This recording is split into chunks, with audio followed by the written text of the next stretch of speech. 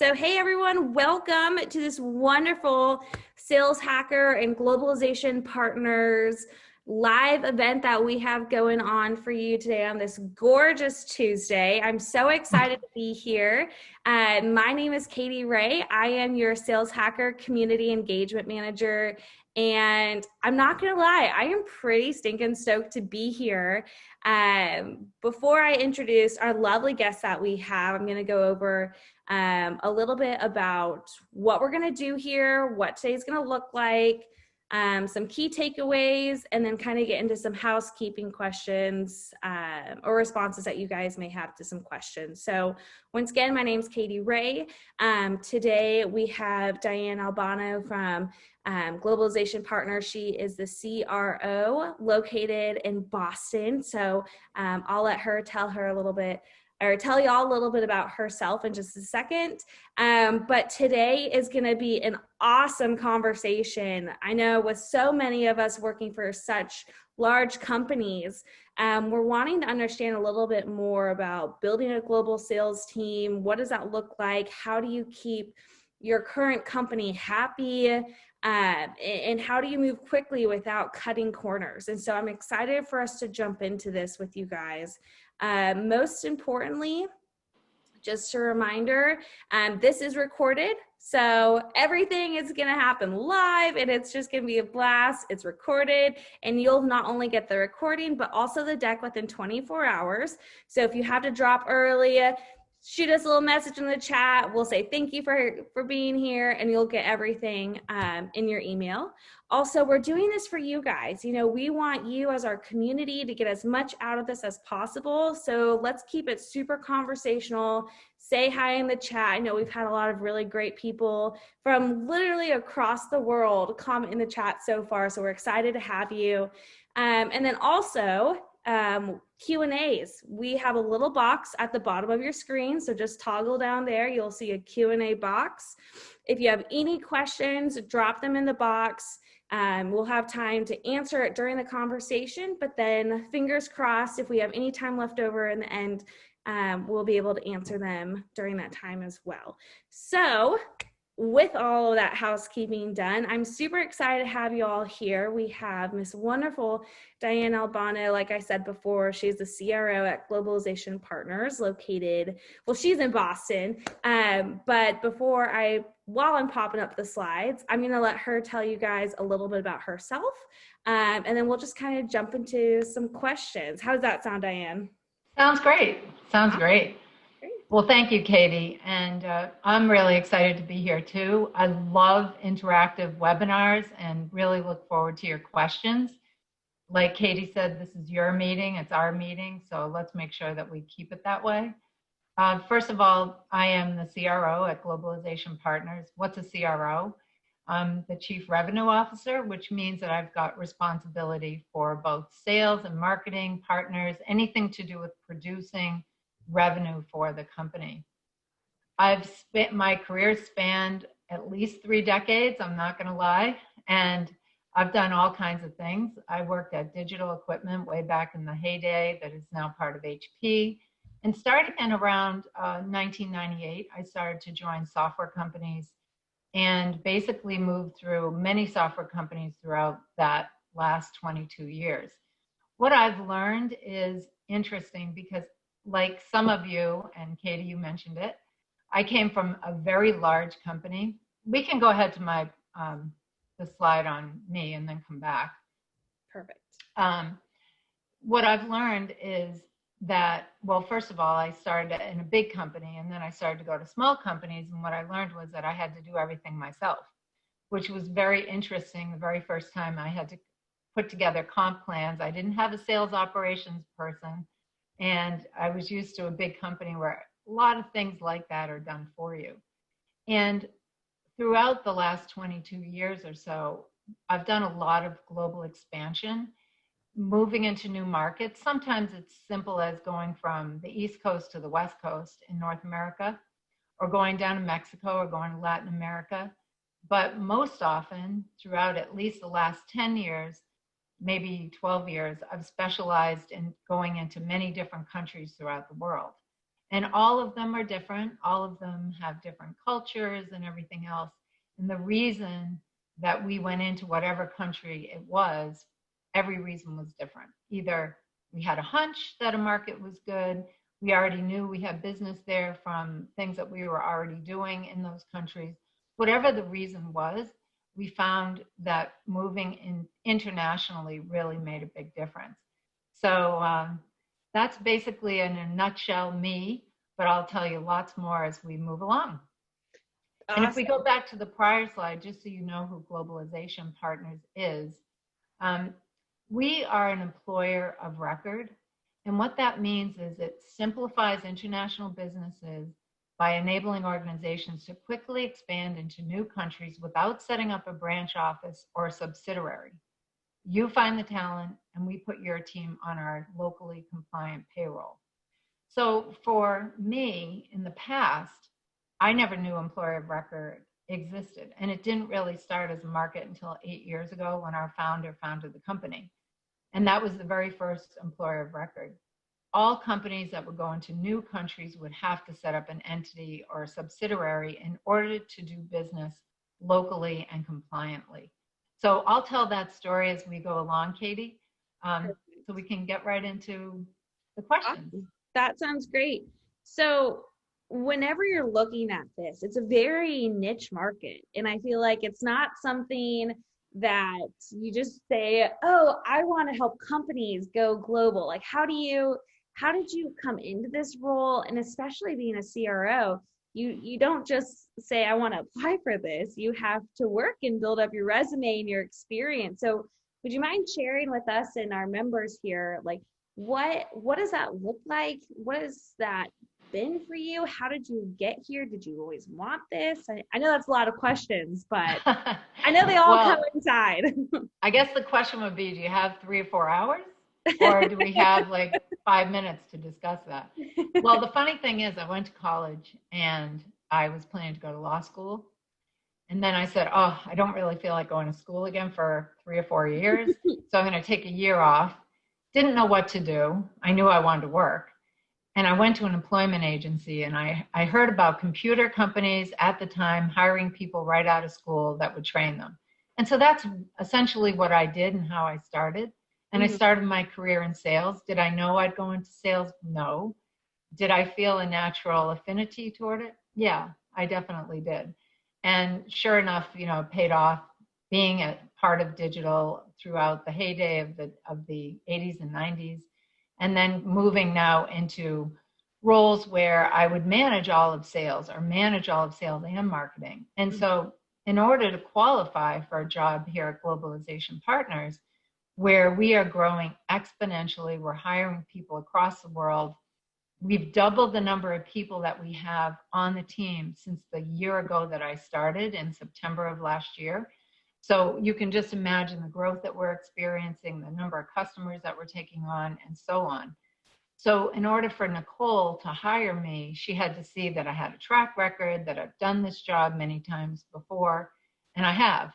So anyone that wants to stalk me can look at me in LinkedIn and see all the different companies I've worked for. But it really takes a blend of strategic thinking and tactical thinking. So for us, when I joined, we were primarily only in the US market. And when I was hired, it was to expand into Europe, Asia, Latin America, to have feet on the ground all across the world. Now, for our business, we already did. So when we serve our customers, we have people already sitting in many of the countries globally. But we didn't have a go-to-market, marketing, sales, etc., in the various different geos that I just mentioned. So Nicole needed someone that's been there, done that, and I got hired. And I was so attracted to the company because, again, in recent times, companies, some companies are growing exponentially. Some are growing at 10 or 20%, and people are happy about that. This company was growing at 80, 90% a year. And I said, I want to be on that rocket ship. And so I joined the company. And sure enough, it has been that. And despite the pandemic, we've grown and probably will grow this year, probably in the 40 to 50% range, despite the headwinds of dealing with a pandemic globally. Yeah. That's I think we could all agree that's pretty exponential growth. I mean, that's you don't hear that much, and I bet we're not going to hear a lot of that this year. So that's amazing to hear that Globalization Partners is doing so well. Now that we've kind of understood a little bit more about you and your background, and why you came here and what your heart has been for this company. Let's kind of get into a little bit of some of this more practical application. So whenever we're looking at our business, right, and we're trying to figure out what do we do next? How do we continue to grow?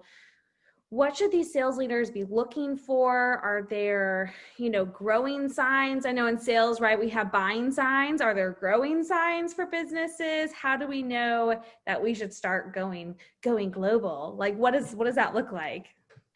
Well, the company probably has an appetite to, yes, grow, and maybe has exhausted the geo that they're in, whether it's in Norway or Poland or US, whatever country that happens to be, or set of countries.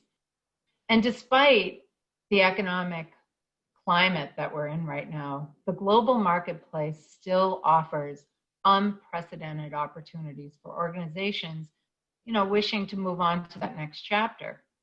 And some of those growth targets sometimes set what that strategy would be. So if you have if you're growing at 5 or 10% and you say, you know what, I want to grow exponentially, maybe it is, I have to get into the Europe market, or I have to go to Asia. And you're doing market research all along the way to sort of look at what countries would be appropriate for the products, services, solutions that your company may be selling.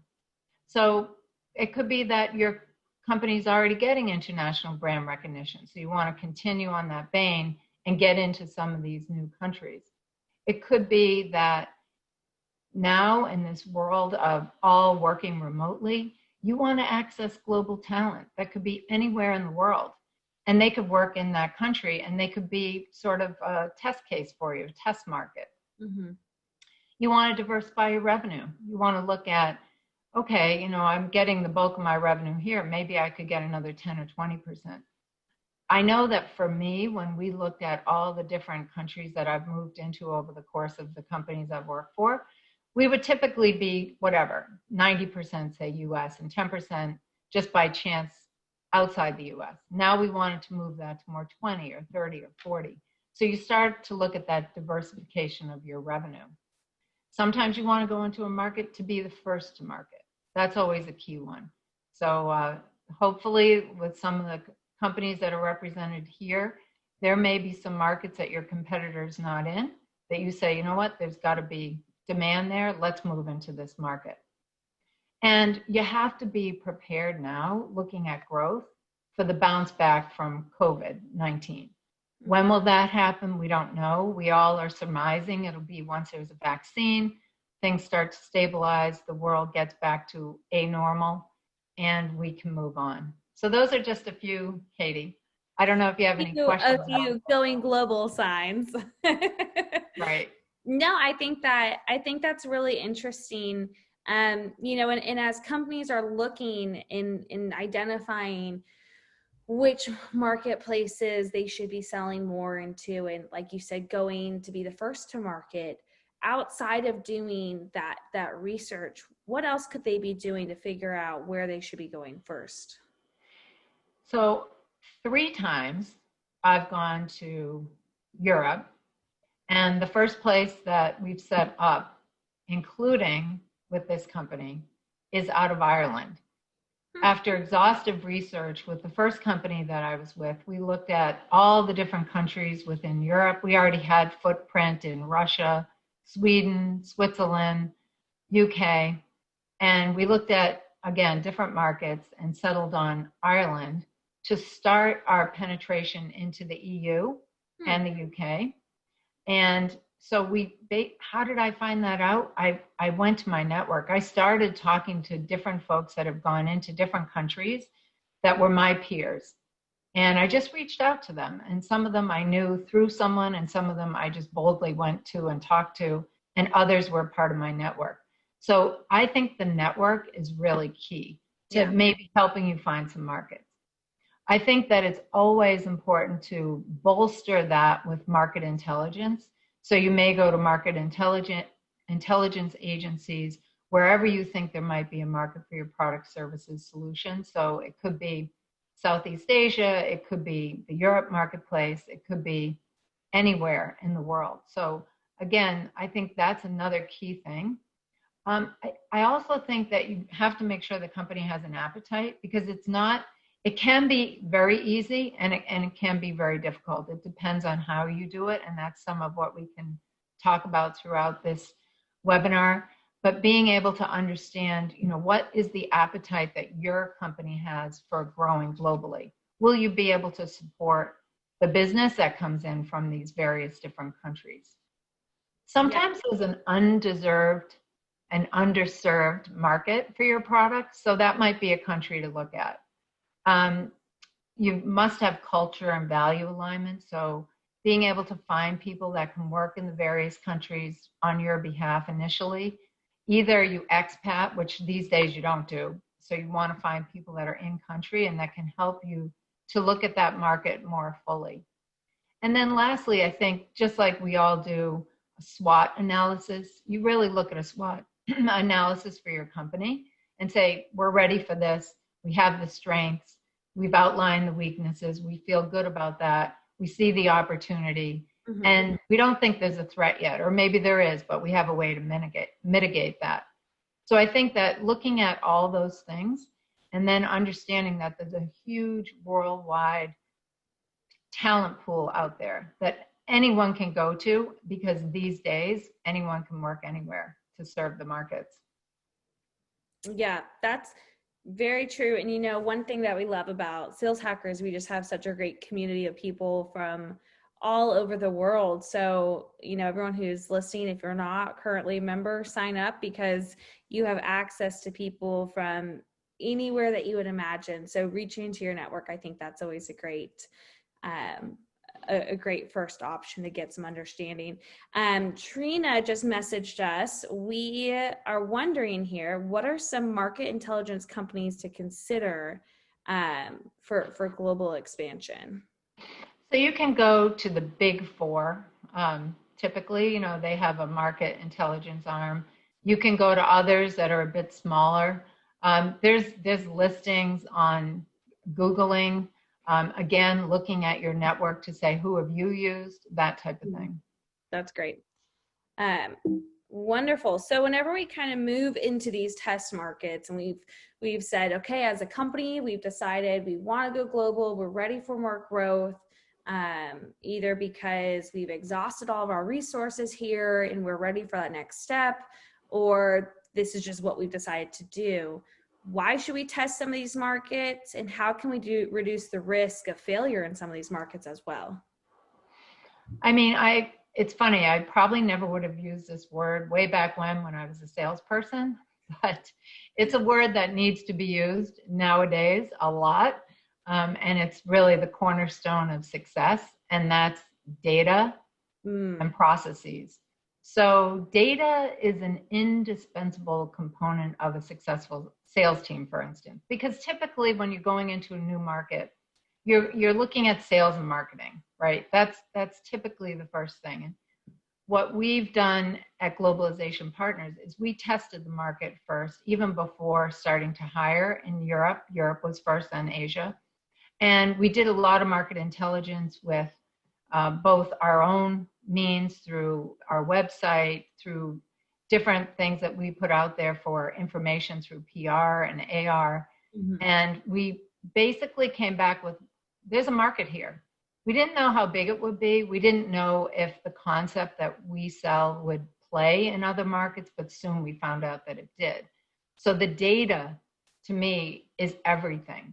And that data needs to be aligned with the sales team, as mentioned.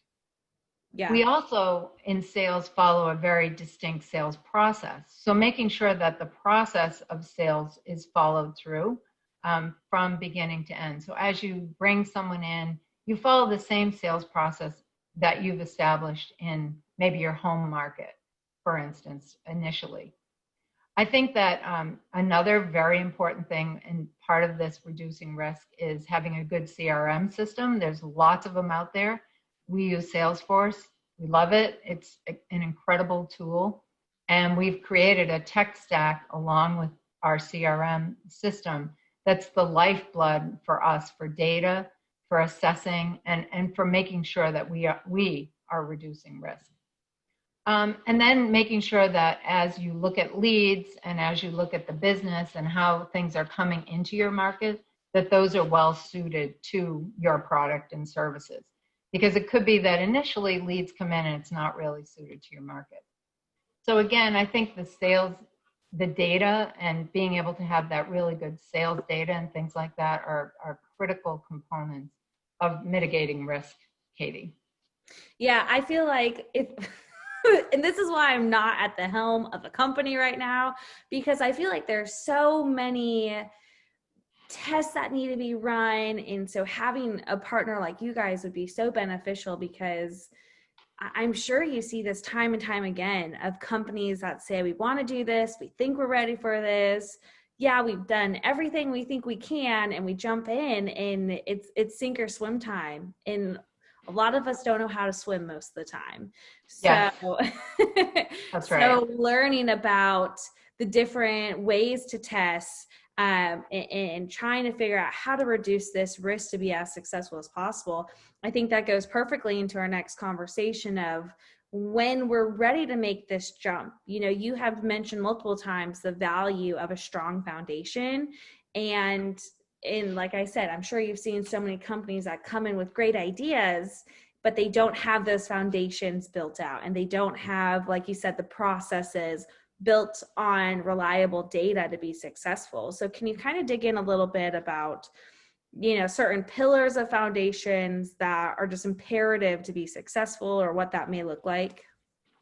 Yeah, I mean, it's pretty simple. The foundations are a healthy company, one that has all of the different functions working at 100%.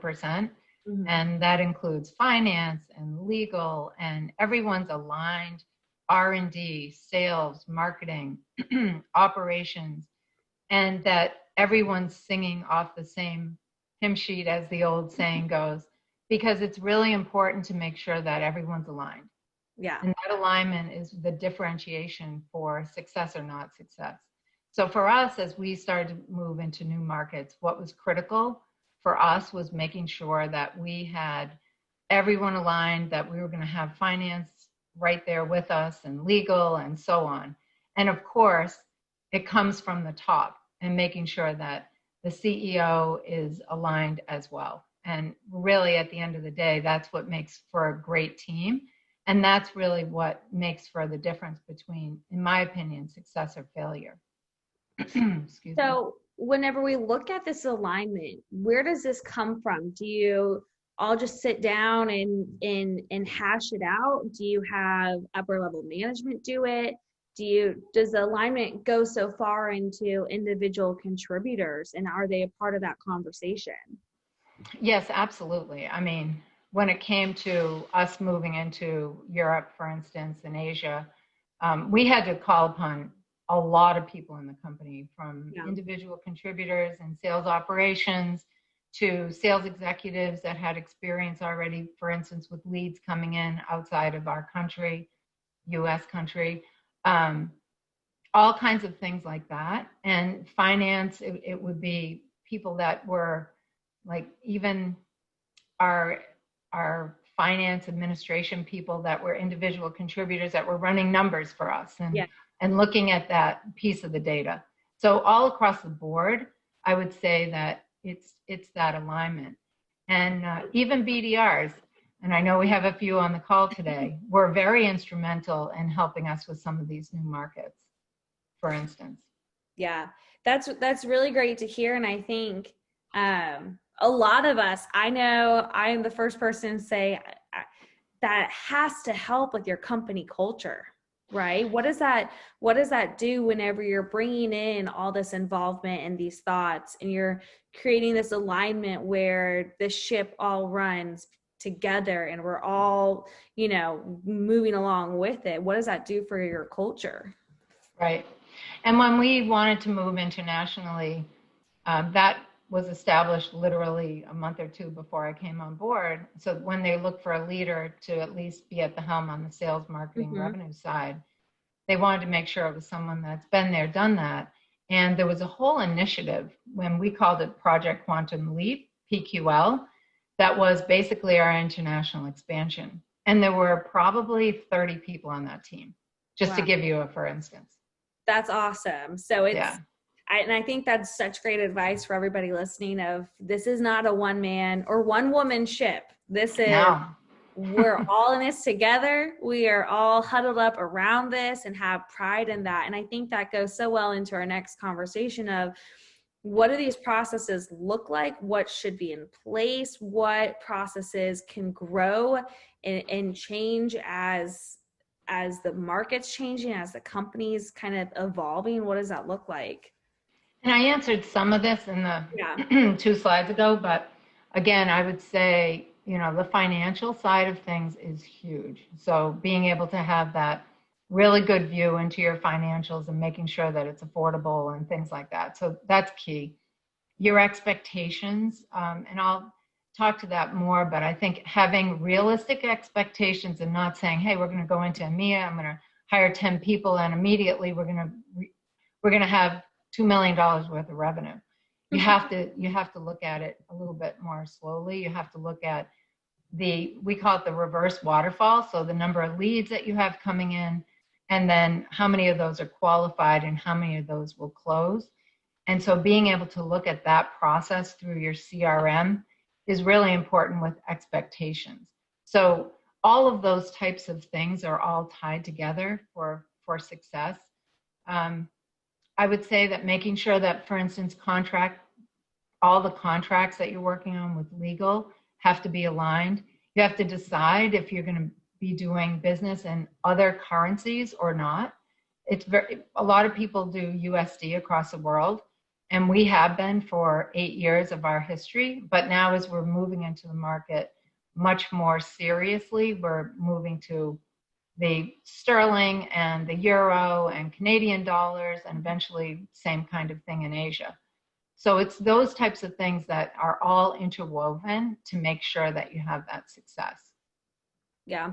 And whenever you're looking at bringing on an international team, what are you doing and what are you encouraging your customers and clients to do to really maintain a really healthy company culture, especially as you're expanding? So yes, this is important. So the biggest thing that ever happened to us is everyone working remotely and needing to be on endless Zoom calls. We also had a policy prior to the pandemic that everyone that was on a call like this, everyone was on video. So we got to know people around the world because we have people in, I don't know, probably 80 countries. Wow. And big concentrations of people in certain countries. And if you think about team meetings in the past, you'd have a lot of people in a conference room, and maybe you'd have 3 or 4 conference rooms all tied together. And then you'd have people on Zoom that were more remote. Now, we always had the video thing. Now we all have to be on Zoom. Mm-hmm. We have the gallery view. We presently have 280 people in our company. And for company meetings, we usually do an APAC early morning and a midday one for Europe and the US and, Mexico and so on.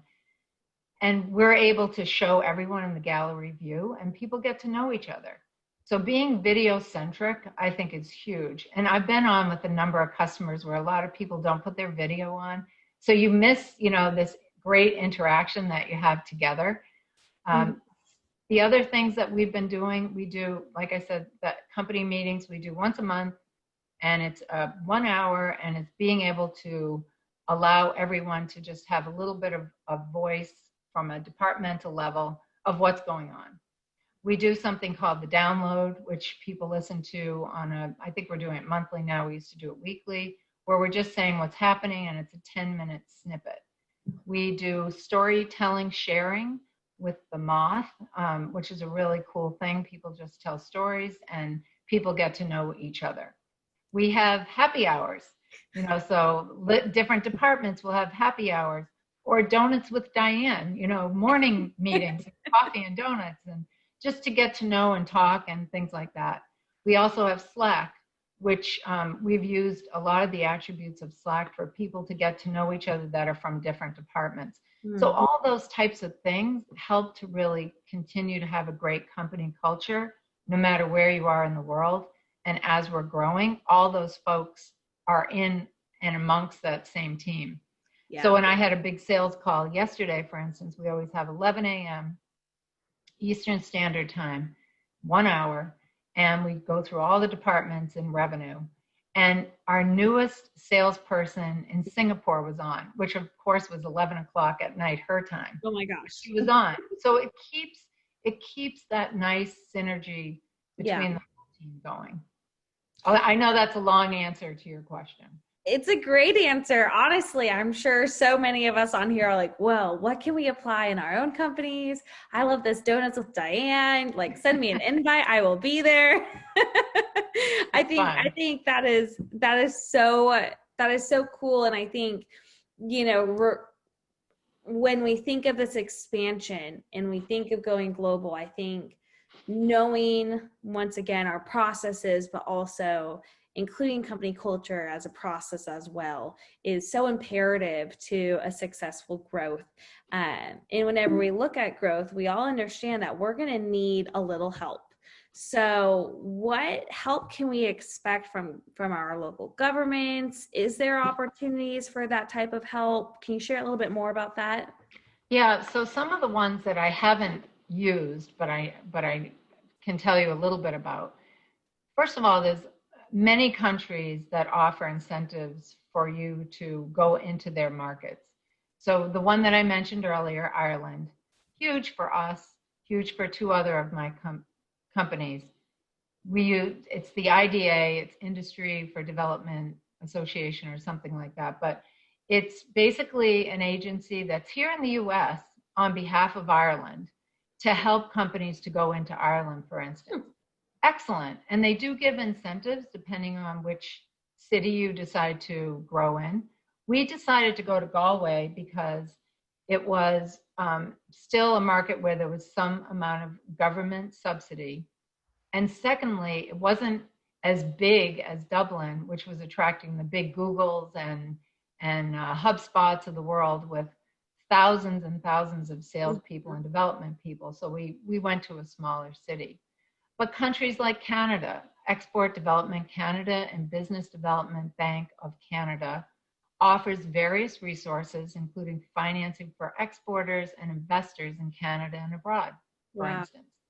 The US, our International Development Finance Corporation, is a government agency, and it offers funding meant to supplement private investments for SMEs looking to expand into emerging markets, for instance, so coming into the US.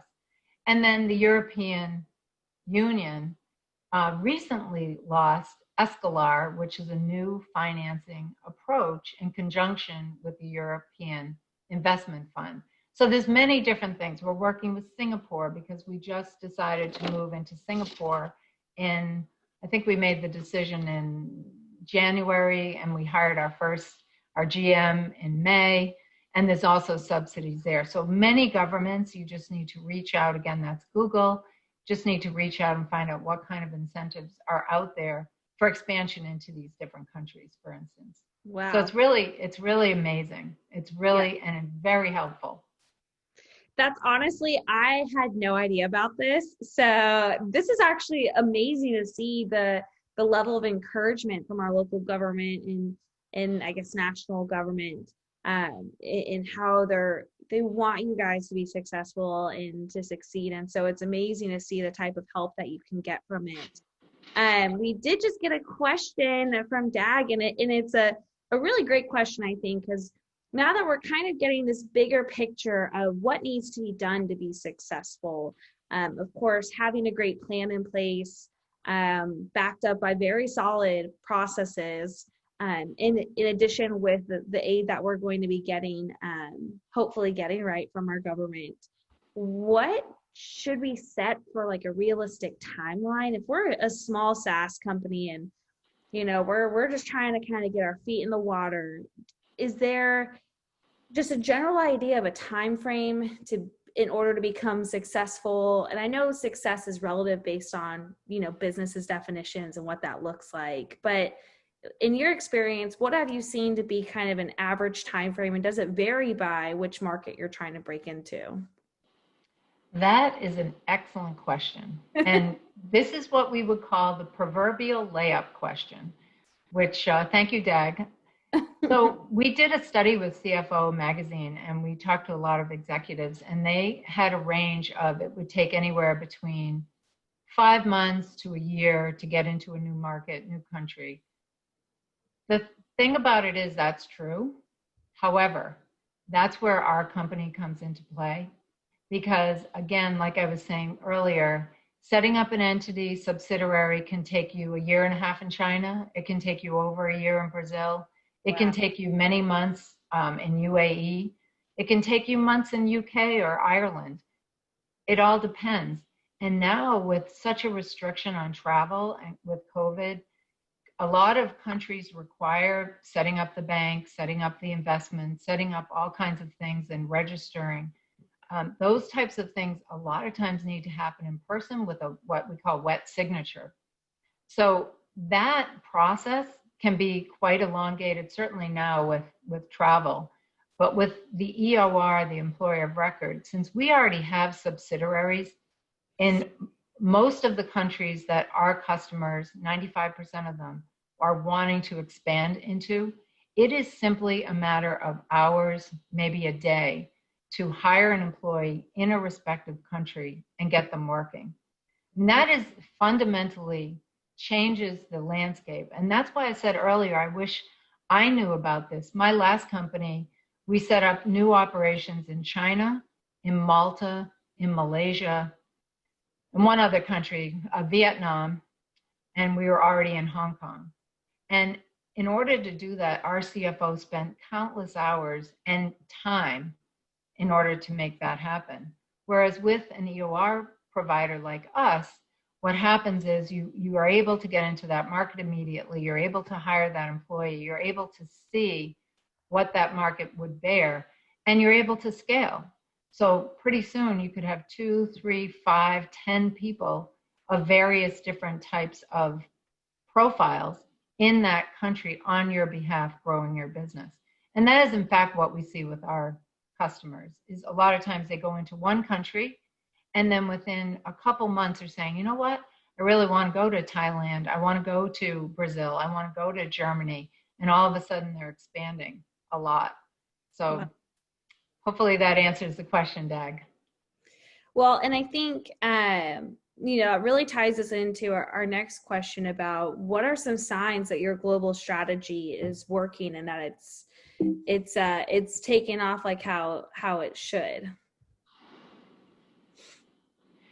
Well, again, I think acceptance of the product and services, starting to see leads coming in so that you know that from a sales perspective, there's a viable market. You can be in a certain country on behalf of a bigger geo. Like, for instance, we hired our first person for EMEA in the UK, and then we moved into Ireland, as I mentioned, and now we'll probably populate throughout some other countries in EMEA. But I think really being able to see what is that lead flow looking like, what are the different companies that are coming to you for business. I mean, those are the real sort of telltale signs. Yeah. But again, you have to exercise patience because that does not happen overnight. That does not happen overnight. It takes sometimes a little bit of time. Yeah, definitely. We have to create that baseline measurement and see what success looks like from that. John just popped in a really great question that perfectly piggybacks this on what are some metrics that you like to track specifically in order to view revenue growth across different countries? Great question. So, we go with our key performance indicators, our KPIs, and we track from a sales standpoint, sales and marketing standpoint, the first thing we track is, well, do we have interest on our website and web visits? Are we starting to get marketing qualified leads into the funnel? Are we able to convert those marketing qualified leads to sales qualified leads and eventually to a sales accepted lead, which basically says it's an opportunity? And then lastly, of course, closing it and looking at the conversion rates all along the way and seeing how those might compare to your original country that you're in, or maybe you're in 2 or 3 and now the 4th one. Is it following the same pattern, and how long is it taking to get to that pattern? So I'd say that, you know, the traditional sales and marketing KPIs are always really good ways to start to test and see if it's, you know, working, if it's viable, for instance. Yeah, that's really great. I think those are great baselines on that. And, you know, I want to spend a little bit of time here on learning a little bit more about Globalization Partners. I know you have expressed and shared a lot of ways that an employer of record can help move the process of starting a sales team along and moving this process of going global. Can you go a little bit deeper into some of the bigger benefits that you guys provide as well? Sure. So as mentioned, if you set up your own entity or subsidiary, it's no different than the company that you've set up in the country that you're already in, or the several countries that you might be in without an EOR. An EOR is, like I said, a relatively new concept in the last 8.5, 9 years. Nicole founded this company in 2012 and has seen steady growth since. But using a global EOR to hire international employees takes all the expense out of establishing a new, locally tailored infrastructure. And as an expert in the laws of many countries, an EOR helps you follow all those local customs and regulations. Using a global EOR streamlines the HR software solutions, and you can quickly restructure and design new processes for HR, for payroll, bookkeeping, accounting. You can just imagine IT, legal counsel. And with a global EOR, you can efficiently and cost effectively establish in-country operations that meet every standard. So just think about it. Even in the United States, for those of you who are part of the United States, every state has different regulations, has different taxes, has different, you know, things. Yes, we have the federal, but we also have state nuances. Think about every country. Every single country is different. If you go on our website, there's a very cool resource called Globalpedia, and you can drop down that menu and you can look up any country in the world that you would want to do business with and understand what all those locally compliant laws are, regulations, what it takes to hire someone, what types of things you have to abide by. We've already set up those subsidiaries. We're already working in those countries. We already have people on our payroll in those countries. So if you wanted to come into, for instance, Australia or Singapore or Ireland or France or Germany, pick the country, you would be able to have your new professional on our platform, like I said, in a matter of hours. It's simply signing an MSA, a master service agreement, and then we do a locally compliant employment contract with your professional. It's literally that easy. Wow. Hopefully that answers the question. It does. I would have thought it would have been all these different processes. And I'm sure this goes the same with being that easy to get the right people in the right place at the right time. I mean, that has to have been, how did Globalization Partners figure out how to make this process so easy? Are there certain requirements around that make it so easy, or what does that look like? Well, it's not easy. So that's number one. And that's why, from a competitive standpoint, with Nelson Hall that recently came out, we came out as the leader in all of EOR. It was the first time that the EOR type of analyst view was ever done. So think of Gartner, Nelson Hall. Yeah. Wow. So there was never a magic quadrant, they call it a NEAT, that talked about EOR until it just came out this month. It's very difficult. And the reason that Nicole founded this company is because she used to work for a company that helped companies set up entities. And she saw how difficult it was, how time consuming it was, what it meant to set up that subsidiary. And she said, what if I set up a subsidiary entity in all these most popular countries and then put people on my compliant platform on behalf of customers? And that's how she started the company. So it's very difficult, but she started a long, long time ago. So that's why every single year we add more and more countries to our list, our exhaustive list of countries. Interestingly, I think that this market is going to grow exponentially. And I think the question that you have on this slide, which is different than the one you just asked, but one of the things I'd like to share with you is a recent study that was done by PwC that said after COVID-19, executives expect that a staggering 89% of their workforce will work at least one day remotely. And that means managing a team remotely will become the norm. So think about that. And then your hiring strategy will change too. The future is here, where future is there's no borders, national or international. And they're not the obstacles for growth anymore. Because again, what we're finding is a lot of our customers are coming to us because executives, for instance, can't get out of a country and they want to work for the company that they were just hired to go, say, travel to and relocate to, and now they can't. So they are hired in their home country until such time that they can maybe move to that other country. We had that model happen with a number of executives that are presently on our payroll on our subsidiary. And sometimes it's hard to envision hiring people outside of your comfort zone of your own country, certainly. But now, looking at it from this standpoint, it makes it a lot easier. So if you mix the work with an employer of record, you'll never have to say no to that top talent. So a lot of people are hiring people, again, all over the world on behalf of, say, engineering or sales and marketing. I mean, there's just so many different examples, Katie. Wow, that's amazing to think about. And we've so far in this conversation, right, we've covered what some good processes are to have in place in creating that foundation, figuring out what success looks like, and creating a reasonable timeline for achieving that. I am not good at that. I live on hopium. So I always hope things get done a lot faster.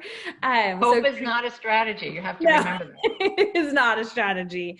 And figuring out how an EOR can help you break into markets faster takes a lot of that stress and pressure off of how do we get the right people at the right place at the right time. And I think I'd love to kind of tie this up with what is one piece of advice, or if it's a combination, love to hear that too, of someone who's in your role, they're wanting to go global, they've been sitting here listening, they have a good idea of, some things we need to accomplish. What else should they add to that? Well, I would say the top piece of advice would be really to exhaust your network and find out what's going on, and if they're doing any international expansion, what their experience is. And it's probably multi-answers here, but I would say that network is really key. I'd say that having patience and not expecting it to, like I said earlier, for all of a sudden you to have millions and millions of dollars of revenue initially, it might take a little bit of time. And that then is buffered by the fact that you need to have those reasonable expectations all the way to the top of the house, whether it's at the CEO level or the board level, that yes, we're going to move into these markets. It may take some time. We need to make sure that there is a market for this, or that there's no competition here, so let's get in there first. Whatever that strategy might be, is just making sure you have the reasonable expectations. And I'm really working hard not to make this a commercial about us, because it isn't, in a way. What it is it's educational, because a lot of people don't understand that this exists. And when we talk to PE firms, VC firms, the big four, recruiting companies, many of the different companies that have become our partners, they had no idea that this exists. So even though it's been around and there are a few competitors that we have, the making it a household word has not happened yet.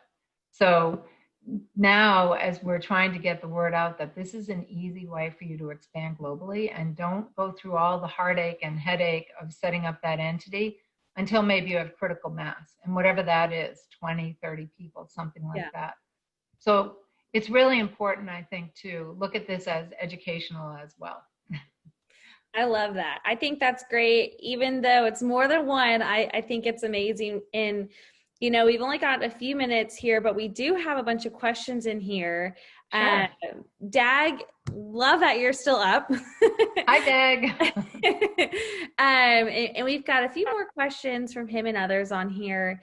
One of which is, you know, once you have an employee onboarded, the ramp up time to full productivity of new sales reps is key, right? We all have that.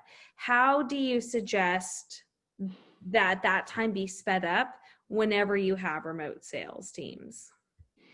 So that's where, again, that foundation of some type of something, whether it's courses that you've put together. We use a learning management system. We just brought it on in, I want to say March, and we've created courses so that we can onboard now our sales executives that much more quickly. We purchased Lessonly, and we put everything on Lessonly, where all of this type of training used to be done just from person to person. Now we've automated it. So it's really important to have some type of education from A to Z. How are you going to train someone? Really important, that onboarding. I can't stress that enough. We now are getting to the point where we're getting extremely regimented about it. We got serious about it, hired someone that would be in charge of it. And we've worked to put all of our collateral, sales tools, everything in one place so that it does make it easier. We do a lot of mentorship. It's very important to have the shadowing. And I can't tell you enough about how great this product called Gong is. G-O-N-G, Gong. Gong allows you to record sales calls, and you do ask permission from everyone before you record. But it gives managers a really good way to coach their salespeople.